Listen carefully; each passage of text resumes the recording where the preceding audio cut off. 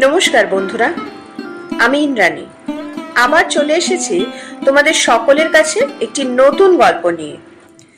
শুরুতেই একটা অনুরোধ করছি সবাইকে, আমার চ্যানেল এক ঝাঁক ইচ্ছেডানা বাই ইন্দ্রাণী যদি তোমাদের ভালো লাগে তাহলে চ্যানেলটা সাবস্ক্রাইব করে আমাকে উৎসাহ দিও। এছাড়া লাইক, কমেন্ট ও শেয়ার করতেও ভুলো না যেন।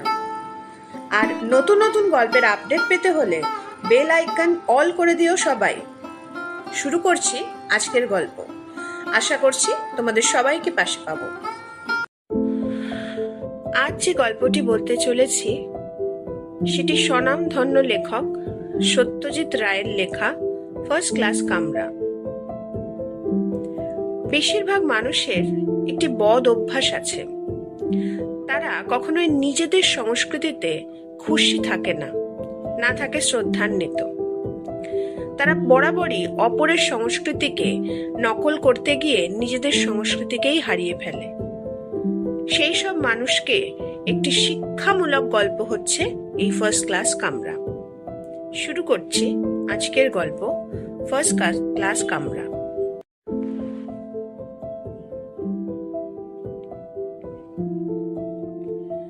আগের আমলের ফার্স্ট ক্লাস কামরা, বাথরুম সমেত 4 বার্থ বা 6 বার্থ কম্পার্টমেন্ট আজকাল উঠেই গেছে। এটা যে সময়ের গল্প, অর্থাৎ 1970, তখনও মাঝে মাঝে একাত্রা এই ধরনের কামরা কি করে জানি ট্রেনের মধ্যে ঢুকে পড়তো। যাদের পুরনো ট্রেনে চড়ার অভিজ্ঞতা আছে সেই সব ভাগ্যবান যাত্রী এমন একটি কামরা পেলে মনে করত হাতে চাঁদ পেয়েছে। রঞ্জনবাবুও ঠিক তেমনই বোধ করলেন গাড়িতে উঠে। প্রথমে তিনি নিজের চোখকে বিশ্বাস করতে পারেননি। এই ধরনের কামরায় শেষ কবে তিনি চড়েছেন তা আর মনে নেই। পয়সাওয়ালা বাপের ছেলে, তাই ফার্স্ট ক্লাসে চড়ার অভ্যাস ছেলেবেলা থেকেই। একক কামরা উঠে গিয়ে যখন 6 কামরা বিশিষ্ট করিডোর ট্রেন চালু হলো, তখন রঞ্জনবাবু বুঝলেন আরেকটা আরামের জিনিস দেশ থেকে উঠে গেল। গত কয়েক বছর থেকেই এই জিনিসটা লক্ষ্য করে আসছেন তিনি। বাপের ছিল বাইক গাড়ি, পিছনের সিটে চিত হয়ে পা ছড়িয়ে বসে কত বেরিয়েছেন সে গাড়িতে। তারপর এলো ফিয়াট অ্যাম্বাসেডারের যুগ, আরামের শেষ। ব্রিটিশ আমলে টেলিফোন তুললে মহিলা অপারেটর বলতেন নাম্বার প্লিজ, তারপর নম্বর চাইলেই লাইন পাওয়া যেত নিমেষের মধ্যে। আর এখন ডায়াল করতে করতে তর্জনীর ডগায় কড়া পড়ে যায়। সমস্ত কলকাতা শহর থেকেই যেন আরাম জিনিসটা ক্রমশ লোপ পেয়ে যাচ্ছে। ট্রামে বাসে তাকে চড়তে হয়নি কোনোদিন, কিন্তু মোটর গাড়িতেই বা কি সুখ আছে। ট্রাফিক জ্যামের ঠেলায় প্রাণ হাঁপিয়ে ওঠে, গাড্ডায় গাড়ি পড়লে শরীরের হাড়গোড় আলগা হয়ে আসে। রঞ্জনবাবুর মতে এই সবই আসলে দেশ স্বাধীন হবার ফল। সাহেবদের আমলে এমন মোটেই ছিল না। কলকাতাকে তখন সত্যিই একটা সভ্য দেশের সভ্য শহর বলে মনে হতো। রঞ্জনবাবুর বছর 3 আগে 6 মাস কাটিয়ে এসেছেন লন্ডন শহরে। সাহেবরা বাঁচতে জানে, সুনিয়ন্ত্রিত জীবনের মূল্য জানে, সিভিক সেন্স কাকে বলে জানে। ঘড়ির কাঁটার মতো লন্ডন টিউবের গতিবিধি দেখলে স্তম্ভিত হতে হয়। আর যেমন মাটির নিচে তেমন মাটির উপরে। ওখানেও তো জনসংখ্যা নেহাত কম নয়, কিন্তু কই, বাস স্টপে তো ধাক্কাধাক্কি নেই, গলাবাজি নেই, কন্ডাক্টরের হুঙ্কার আর বাসের গায়ে চাপড় মারা নেই। ওদের বাস তো একদিকে কাত হয়ে চলে না যে মনে হবে এই বুঝি উল্টে পড়ল। বন্ধু মহলে রঞ্জনবাবুর উগ্র সাহেব প্রীতি একটা প্রধান আলোচনার বিষয়, ঠাট্টারও বটে। আর সেই কারণেই হয়তো রঞ্জনবাবুর বন্ধু সংখ্যা ক্রমে কমে এসেছে। শহরে যেখানে সাহেব প্রায় দেখা যায় না বললেই চলে, সেখানে অনবরত সাহেব আর সাহেবী আমলের গুণকীর্তন কটা লোক বরদাস্ত করতে পারে? পুলকের সরকার ছেলেবেলার বন্ধু, তাই তিনি এখনো টিকে আছেন। কিন্তু তিনিও সুযোগ পেলে বিদ্রুপ করতে ছাড়েন না। বলেন, তোমার এদেশে জন্মানো ভুল হয়েছে। তোমার জাতীয় সঙ্গীত হলো গড সেভ দ্য কুইন, জনগণ মন নয়। এই স্বাধীন নেটিভ দেশে তুমি আর বেশি দিন টিকতে পারবে না। রঞ্জনবাবু উত্তর দিতে ছাড়েন না। যাদের যেটা গুণ সেটা অ্যাডমায়ার না করাটা অত্যন্ত সংকীর্ণ মনের পরিচয়ও। বাঙালিরা কলকাতা নিয়ে বড়াই করে, আরে বাবা, কলকাতা শহরের যেটা আসল বিউটি সেই ময়দানও তো সাহেবদেরই তৈরি। শহরে যা কিছু ভালো সে তো তারাই করে দিয়ে গেছে। শ্যামবাজার, বাগবাজার, ভবানীপুরকে তো তুমি সুন্দর বলতে পারো না। তবে এটাও ঠিক যে ভালোগুলো আর বেশি দিন ভালো থাকবে না, আর তার জন্য দায়ী হবে এই নেটিভ বাঙালিরাই। মধ্যপ্রদেশের রায়পুর শহরে দুই বন্ধুতে গিয়েছিল ছুটি কাটাতে। রঞ্জন কুণ্ডু একটা সাহেবী নামওয়ালা সদাগরি অফিসের উচ্চ পদস্থ কর্মচারী। পুলকেশ সরকার একটি বড় বিজ্ঞাপন প্রতিষ্ঠানের ম্যানেজার। এবার পুজো ঈদ মিলিয়ে দুজনেরই 10 দিনের ছুটি পড়ে গেল। রায়পুরে দুজনের কমন ফ্রেন্ড মোহিত বোসের সঙ্গে 1 সপ্তাহ কাটিয়ে গাড়িতে করে বস্তারের অরণ্য অঞ্চল ঘুরে দেখে দুজনের একসঙ্গে কলকাতা ফেরার কথা ছিল। পুলকেশবাবু একবার বলেছিলেন ভিলাইতে তাঁর এক খুড়তুতো ভাইয়ের সঙ্গে 2 দিন কাটিয়ে ফিরবেন, কিন্তু রঞ্জনবাবু রাজি হলেন না। বললেন, এসেছি একসঙ্গে, ফিরবও একসঙ্গে, একা ট্রাভেল করতে ভালো লাগে না ভাই। শেষ পর্যন্ত স্টেশনে গিয়েও পুলকেশবাবুকে থেকেই যেতে হলো। ভিলাই রায়পুর থেকে মাত্র 10 মাইল দূরে। পুলকেশবাবু আসতে পারবেন না জেনে খুড়তুতো ভাই সশরীরে এসে হাজির হলেন দাদাকে বগল দাবা করে নিয়ে যাবার জন্য। ভিলাইয়ের বাঙালিরা বিসর্জন নাটক মঞ্চস্থ করবেন পুজোয়। পুলকেশবাবুর থিয়েটারের নেশা। ভাইয়ের অনুরোধ, তিনি যদি গিয়ে নির্দেশনার ব্যাপারে একটু সাহায্য করেন। পুলকেশবাবু আর না করতে পারলেন না। রঞ্জনবাবু হয়তো খুবই মুষড়ে পড়তেন, কিন্তু পুরনো ফার্স্ট ক্লাস কামরাটি দেখে তিনি এতই বিস্মিত ও পুলকিত হলেন যে বন্ধুর অভাবটা আর অত তীব্রভাবে অনুভব করলেন না। আশ্চর্য এই যে সেকালের হলেও কামরার অবস্থা দিব্যি ছিমছাম। সবকটি আলোরই বাল্ব রয়েছে, পাখাগুলো চলে, সিটের চামড়া কোথাও ছেঁড়া নেই, বাথরুমটিও পরিপাটি। আরো বড় কথা হচ্ছে 4th বার্থ কামরায় রঞ্জন কুণ্ডু আর পুলকেশ সরকার ছাড়া আপাতত আর কেউ যাত্রী নেই। পুলকেশবাবু খোঁজ নিয়ে জানালেন, তুমি রাউরকেল্লা পর্যন্ত একা যেতে পারবে, সেখানে একটি যাত্রী উঠবেন, তারপর আর কেউ নেই, 2টো আপার বার্থ সারা পথই খালি যাবে।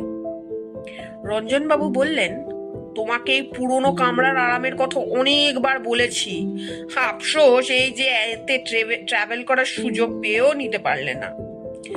বন্ধু হেসে বললেন, হয়তো দেখবে কেলনারের লোক এসে তোমার ডিনারের অর্ডার নিয়ে গেল। ওটা বলে আবার মন খারাপ করে দিও না, বললেন রঞ্জনবাবু। ট্রেনে খাবার কথা ভাবতে গেলে এখন কান্না আসে। আমাদের ছেলেবেলায় কেলনারের লাঞ্চ আর ডিনারের জন্য আমরা মুখিয়ে থাকতাম। রঞ্জনবাবু অবশ্যই বন্ধুর বাড়ি থেকে লুচি তরকারি নিয়ে এসেছেন টিফিন ক্যারিয়ারে ভরে। রেলের থালিতে তার আদৌ রুচি নেই। যথা সময় বোম্বে মেল ছেড়ে দিল। কলকাতায় দেখা হবে ভাই, বললেন পুলকেশ সরকার। তোমার জার্নি আরামদায়ক হবে, তাতে সন্দেহ নেই। গাড়ি ছাড়ার পরে রঞ্জনবাবু মিনিট খানেক শুধু কামরার মধ্যে পায়চারি করলেন। এ সুখ বহুকাল পাননি তিনি। আজকালকার কামরায় ট্রেন ছাড়লে পরে সিটে বসে পড়া ছাড়া আর গতি নেই। বাইরে করিডোর আছে বটে, কিন্তু তা এতই সংকীর্ণ সেখানে হাঁটা চলে না। এক স্টেশন এলে প্ল্যাটফর্মে নেমে পায়চারি করা যায়, তাছাড়া সারা রাস্তা অনড় অবস্থা। কিছুক্ষণ হাঁটার পর কোন সিটটা দখল করবেন এই নিয়ে একটু চিন্তা করে শেষে রায়পুরের প্ল্যাটফর্মের দিকে সিটটায় বসে সুটকেস থেকে একটা বালিশ ও একটা ডিটেকটিভ বই বার করে শুয়ে পড়লেন রঞ্জনবাবু। এখন বিকেল 5:30, অন্ধকার হয়ে যাবে একটুক্ষণের মধ্যেই। তবে বই পড়া বন্ধ করার প্রয়োজন নেই, কারণ মাথার পিছনে রিডিং লাইট আছে এবং সেটা জ্বলে। 9টায় রায়গড় পেরোনোর পর থেকেই একটা ঘুমের আমেজ অনুভব করলেন রঞ্জনবাবু। বিলাসপুরে লোক এসেছিল ডিনারের অর্ডার নিতে। রঞ্জনবাবু স্বভাবতই তাকে না করে দিয়েছেন। এবারে টিফিন ক্যারিয়ার খুলে খাওয়াটা সেরে নীল লাইট ছাড়া আর সবকটা আলো নিভিয়ে দিয়ে রঞ্জনবাবু বেঞ্চিতে গা এলিয়ে দিলেন। দেওয়া মাত্র মনে পড়ল রাউরকেল্লায় যাত্রী ঢুকবে ঘরে। আজকাল করিডোর ট্রেনে ফার্স্ট ক্লাসে কোনো যাত্রী উঠলে কন্ডাক্টর গার্ডে তার ব্যবস্থা করে দেয়। এই পুরনো গাড়িতে তাকেই উঠে দরজা খুলতে হবে। তাহলে কি দরজাটা লক করবেন না? যদি ঘুম না ভাঙে, ক্ষতি কি লক না করলে? যিনি আসবেন তিনিই না হয় লক লাগিয়ে নেবেন। আর এমন কিছু মাঝরাতের নয় তো। রাউরকেল্লা আসে বোধ হয় 10:30 নাগাদ। চিন্তার কোনো কারণ নেই।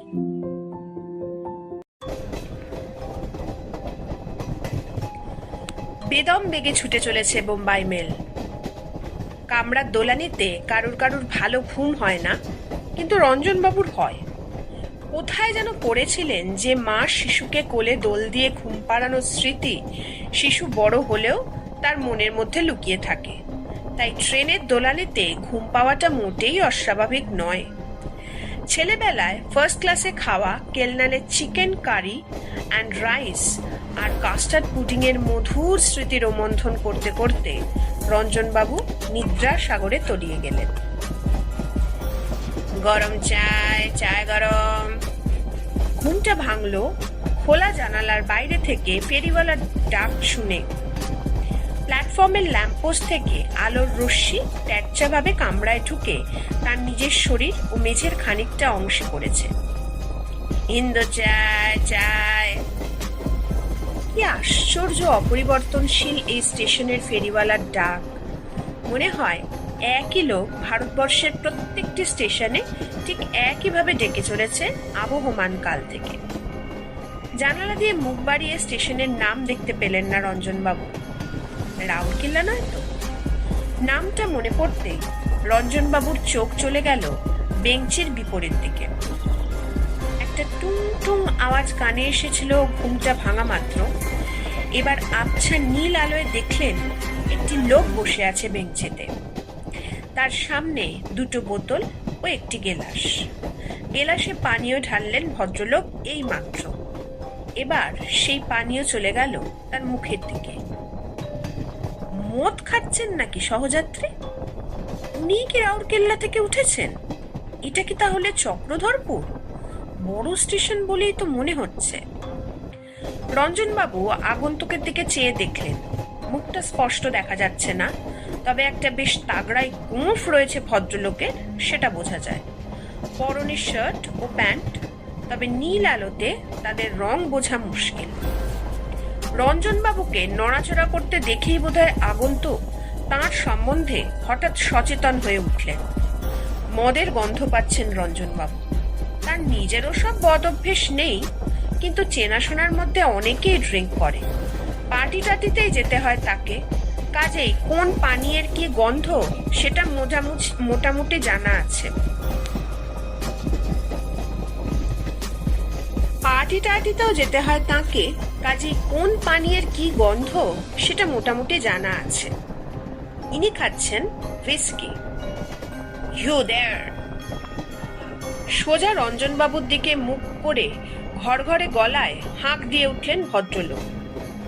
গলা এবং উচ্চারণ শুনে রঞ্জনবাবুর বুঝতে বাকি রইল না যে যিনি উঠেছেন তিনি হচ্ছেন সাহেব। এ গলার দানাই আলাদা। You dare! আবার হাঁক দিয়ে উঠলেন অন্ধকারে বসা সাহেবটি। নেশা হয়ে গেছে এর মধ্যেই, নইলে আর এত মেজাজের কি কারণ থাকতে পারে? আপনি কিছু বলতে চাইছেন কি? ইংরেজিতে প্রশ্ন করলেন রঞ্জনবাবু। মনে মনে বললেন, পুরনো ফার্স্ট ক্লাসের সঙ্গে মানানসই বটেই সাহেব সহযাত্রী। ইয়েস, বললেন সাহেব। Get out and leave me alone. অর্থাৎ ভাগো ইহা সে, আমি একা থাকতে চাই। এবার রঞ্জনবাবু বুঝলেন যে সাহেবের নেশাটা বেশ ভালো মতোই হয়েছে, কিন্তু কথাটার তো একটা উত্তর দিতে হয়। যথাসাধ্য শান্তভাবে বললেন, আমারও রিজার্ভেশন রয়েছে এই কামরায়, আমরা দুজনেই থাকবো এখানে, তাতে ক্ষতিটা কি? গার্ডের হুইসেলের সঙ্গে সঙ্গে ট্রেনের ভোঁ শোনা গেল, আর পর মুহূর্তেই একটা ঝাঁকুনি দিয়ে বোম্বে মেল আবার রওনা দিল। রঞ্জনবাবু আর চোখে স্টেশনের নামটা দেখে নিলেন, চক্রধরপুরই বটে। এখন ঘরে নীল লাইট ছাড়া আর কোনো আলো নেই। রঞ্জনবাবু সাহেবটিকে একটু ভালো করে দেখার জন্য আর আরেকটু মনে স্বস্তি আনার জন্য বাতি জ্বালানোর উদ্দেশ্যে সুইচের দিকে হাত বাড়িয়েছিলেন, কিন্তু সাহেবের ডোন্ট হুঙ্কার তাকে নিরস্ত করল। যাই হোক, এতক্ষণে রঞ্জনবাবুর চোখ অন্ধকারে সয়ে গেছে। এখন সাহেবের মুখ অপেক্ষাকৃত স্পষ্ট। গোঁফজোড়াটাই সবচেয়ে আগে চোখে পড়ে। চোখ দুটো কোটরে বসা, নীল আলোতে গায়ের রং ভারী ফ্যাকাশে মনে হচ্ছে। মাথার চুল সোনালি না সাদা সেটা বোঝার উপায় নেই। আমি নিঘরের সঙ্গে এক কামরা থাকতে রাজি নই। তোমায় বলছি, তুমি নেমে পড়ো। নিগার? 1970 সালে ভারতবর্ষে বসে কোনো ভারতীয়কে নিগার বলার সাহস কোনো সাহেবের হতে পারে, এটা রঞ্জনবাবু ভাবতে পারেননি। ব্রিটিশ আমলে এই জিনিস ঘটেছে, এ গল্প রঞ্জনবাবু শুনেছেন। সবসময় যে বিশ্বাস হয়েছে তা নয়। সাহেবদের সম্বন্ধে অনেক মিথ্যে অপবাদ রটিয়েছে বাঙালিরা। আর যদি বা সত্যি হয়ে থাকে, সেসব সাহেব নিশ্চয়ই খুব নিম্ন স্তরের। ভদ্র সাহেব, সভ্য সাহেব যারা, তারা ভারতীয়দের সঙ্গে এ ধরনের ব্যবহার কখনোই করতে পারে না। রঞ্জনবাবুর বিস্ময়ের ভাবটা কেটে গেছে, তবে এখনো ধৈর্যচ্যুতি হয়নি। মাতালের ব্যাপারে ধৈর্য হারা হলে চলে না। সুস্থ অবস্থায় এ সাহেব কখনোই এ ধরনের কথাবার্তা বলতে পারত না।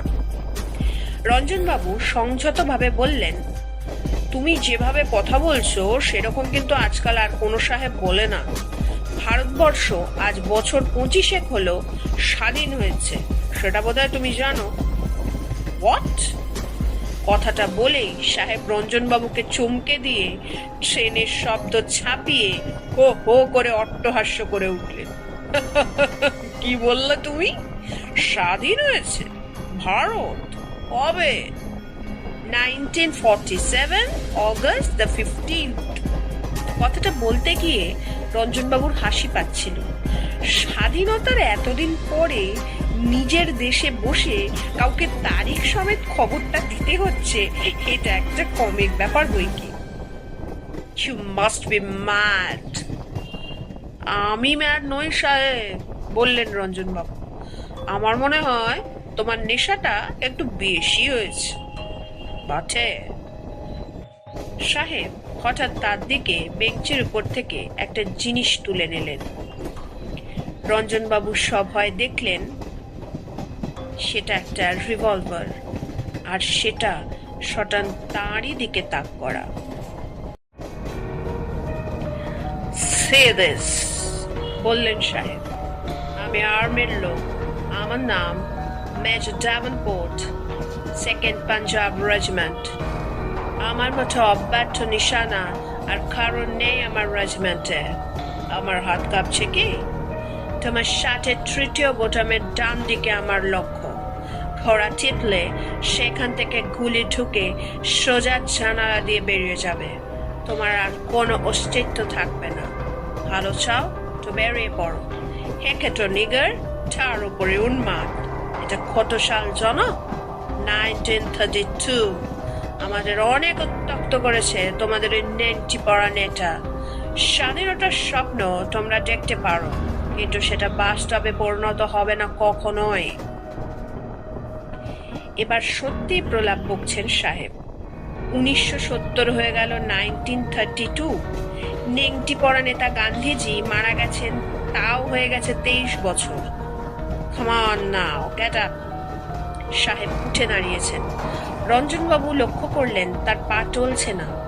সবে শুরু করলেন কি তাহলে মদ খেতে? কিন্তু এত উল্টো পাল্টা বকছেন কেন?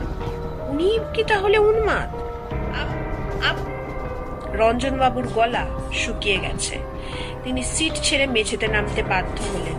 সেই সঙ্গে প্রায় তার অজান্তেই তার হাত দুটো উপরের দিকে উঠে গেল। Now turn round and go to the door. সাহেব বলে কি? কমপক্ষে 60 মাইল বেগে চলেছে মেল ট্রেন। তিনি কি চলন্ত অবস্থায় তাকে গাড়ি থেকে নামিয়ে দিতে চান? এই অবস্থাতেও কোনো মতে একটি কথা উচ্চারণ করতে সমর্থ হলেন রঞ্জনবাবু। শুনুন মেজর ড্যাভেনপোর্ট, এরপরই ঠাটানগর। গাড়ি থামলে আমি যাব অন্য কামরায়, কথা দিচ্ছি।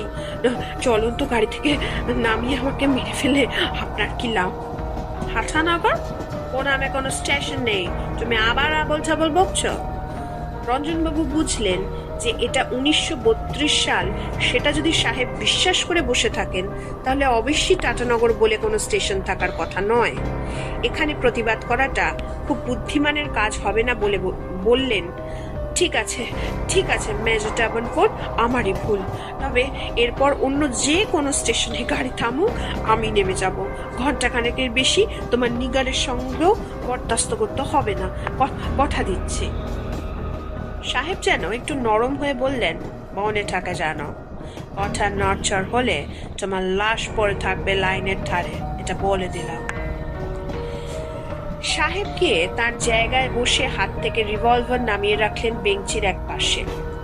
রঞ্জনবাবু এ যাত্রা প্রাণে মরেননি, এটা ভেবে খানিকটা ভরসা পেয়ে নিজের জায়গায় গিয়ে বসলেন। সাহেব যাই বলুন, এর পরের স্টেশন যে টাটানগর সেটা রঞ্জনবাবু জানেন। আসতে আরো 1 ঘন্টা দেরি। এই সময়টুকু তিনি এই কামরাতেই আছেন। তারপর কপালে কি আছে জানা নেই। অন্য ফার্স্ট ক্লাস কামরায় জায়গা পাবেন কি সেটা জানা নেই, জানার উপায়ও নেই। ড্যাভেনপোর্ট সাহেব আবার মদ্যপান শুরু করেছেন। সাময়িকভাবে তার সামনের বেঞ্চের যাত্রীর কথাটা তিনি যেন ভুলেই গেছেন। রঞ্জনবাবু আধ বোঝা চোখে চেয়ে রয়েছেন তার দিকে। এমন এক বিভীষিকাময় ঘটনার মধ্যে তাকে পড়তে হবে কে জানত। পুলকেশ থাকলে এ জিনিস ঘটতো কি? না, ঘটতো না। তবে এর চেয়েও সাংঘাতিক কিছু ঘটতে পারত। পুলকেশ রকচটা মানুষ, তাছাড়া শারীরিক শক্তি রাখে যথেষ্ট। তার দেশাত্মবোধ প্রবল। কোনো সাদা চামড়ার কাছ থেকে অপমান হজম করার লোক সে নয়। হয়তো ধাঁ করে একটা ঘুষি লাগিয়ে দিত। কলেজের ফার্স্ট ইয়ারে পড়ার সময় এক গোড়াকে ঘুষি মেরে নাক ফাটিয়ে দেওয়ার গল্প সে এখনো করে। ট্রেন চলেছে রাতের অন্ধকার ভেদ করে। মিনিট 10 পরে রঞ্জনবাবু অনুভব করলেন যে বিপদের মধ্যেও গাড়ির দোলানিতে তার মাঝে মাঝে একটা তন্দ্রার ভাব আসছে। এই অবস্থাতেই একটা নতুন চিন্তা তাকে হঠাৎ সম্পূর্ণ সজাগ করে দিল। সাহেবের কোনো মালপত্র নেই। ব্যাপারটা অদ্ভুত নয় কি? একটা সামান্য হাত বাক্সও কি থাকবে না? শুধু মদ, সোডার বোতল, গেলাস আর রিভলভার নিয়ে কি কেউ ট্রেনে ওঠে? আর 1932 সাল, নেংটি পড়া নেতা, টাটানগর নেই, এসবেরই বা মানে কি? মানে কি তাহলে একটাই, যে সাহেব আসলে জ্যান্ত সাহেব নন, তিনি ভূত? মেজর ড্যাভেনপোর্ট নামটা কি চেনা চেনা লাগছে? হঠাৎ ধাঁ করে রঞ্জনবাবুর একটা কথা মনে পড়ে গেল। বছর 5 আগে ব্যারিস্টার বন্ধু নিখিল সেনের বাড়িতে আড্ডায় কথা হচ্ছিল। বিষয়টা সাহেব প্রীতি এবং সাহেব বিদ্বেষ। কে বলেছিল ঠিক মনে নেই, কিন্তু বোম্বে মেলেই একবার এক বাঙালিকে ফার্স্ট ক্লাস কামরা থেকে নামিয়ে দেবার চেষ্টা করেছিল এক গোড়া সৈনিক। নামটা মেজর ড্যাভেনপোর্টই বটে। কাগজে বেরিয়েছিল খবরটা।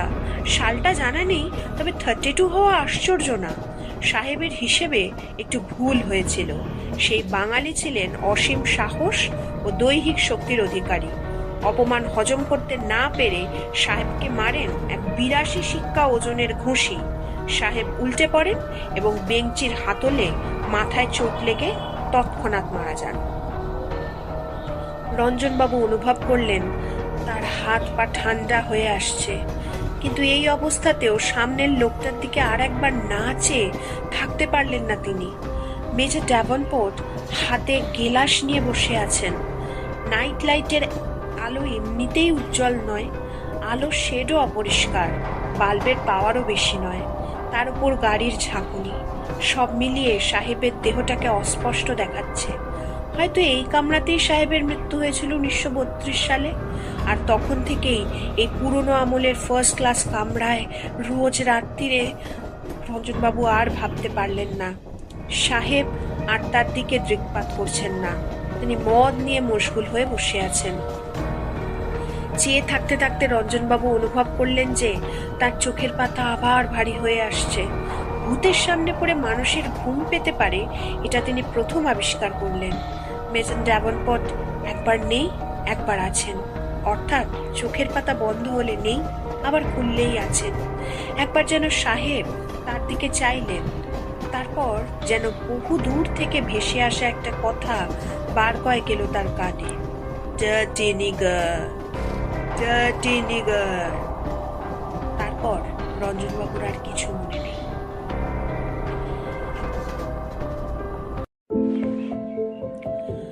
রঞ্জনবাবুর যখন ঘুম ভাঙল, তখন জানালার বাইরে ভোরের আলো।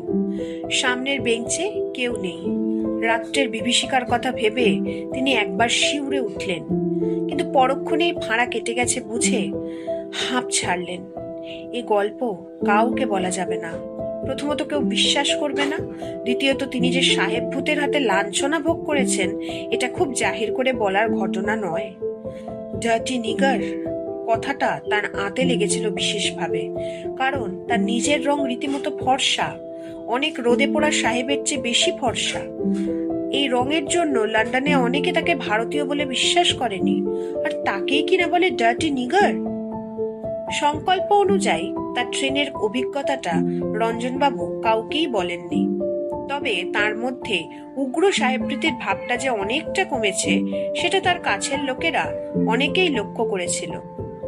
ঘটনার 10 বছর পরে একদিন সন্ধ্যায় তার নিজের বাড়িতে বসে বন্ধু পুলকেশের সঙ্গে কফি খেতে খেতে রঞ্জনবাবু ব্যাপারটা উল্লেখ না করে পারলেন না। 70-তে রায়পুর থেকে ফেরার সেই দিনটার কথা মনে পড়ে? বিলক্ষণ। তোমাকে বলি বলি করেও বলিনি, এক সাহেব ভূতের পাল্লায় পড়ে কি নাজেহাল হয়েছিলাম জানো না। মেজর ড্যাভনপোর্টের ভূত কে? রঞ্জনবাবুর চোখ ছানা বড়া হয়ে গেল। সে কি, তুমি জানলে কি করে? পুলকেশ বাবু তার ডান হাতটা বন্ধুর দিকে বাড়িয়ে দিলেন। Meet the ghost of major Davenport. রঞ্জনবাবুর মাথা ঝিমঝিম করছে। তুমি একদিন বলে ফেললে তো সমস্ত ব্যাপারটাই ব্যর্থ হতো ভাই। আমার উদ্দেশ্য ছিল তোমার মধ্যে থেকে সাহেব প্রীতির ভূতটা তাড়ানো। ঘটনাটা যদি তুমি বিশ্বাস না করো তাহলে কাজটা হবে কি করে? আমি নিগার বলছি আর সাহেব নিগার বলছে, দুটার মধ্যে তফাৎ নেই। কিন্তু কিভাবে? ভেরি ইজি, বললেন পুলকেশ সরকার। তোমার কামরাটা দেখেই ফন্দিটা আমার মাথায় আসে। গাড়ি ছাড়ার পর তোমার পাশের ফার্স্ট ক্লাস বগিটাতে উঠে পড়ি। আমার ফার্স্ট অ্যান্ড বক্স থেকে তুলো নিয়ে গোফ করেছিলাম। তাছাড়া নো মেকআপ। আমারই কামরায় একটা গুজরাটি বাচ্চার হাতে দেখলাম একটা খেলার রিভলভার। এক রাতের জন্য ধার চাইতে খুশি হয়ে দিয়ে দিল। তার বাপের সঙ্গে বিস্কিও ছিল, সেটাও চেয়ে নিলাম। অবশ্যই কেন নিচ্ছি সেটাও বলতে হলো। আমি নিজে খেয়েছি শুধু জল, হুইস্কির বোতলটা খোলা রেখেছিলাম যাতে তুমি গন্ধ পাও। ব্যাস, বাকি কাজ করেছিল তোমার কামড়ার নীল আলো আর তোমার কল্পনা। আশা করে কিছু মনে করনি ভাই। রঞ্জনবাবু বন্ধুর হাতটা দুহাতে চেপে ধরলেন বটে, কিন্তু মুখে কিছু বলতে পারলেন না। তার বিস্ময় ভাবটা কাটতে লাগবে আরো 10 বছর। কেমন লাগলো গল্পটা? যদি ভালো লেগে থাকে তাহলে কমেন্টে সবাই জানিও। আর হ্যাঁ, নিজের সংস্কৃতিকে শ্রদ্ধা করতে এবং ভালোবাসতে শেখো। অন্যের সংস্কৃতি হাতড়ে কোনো লাভ নেই। আজ তবে আসি, খুব তাড়াতাড়ি আবার দেখা হবে নতুন গল্পের সাথে। টাটা।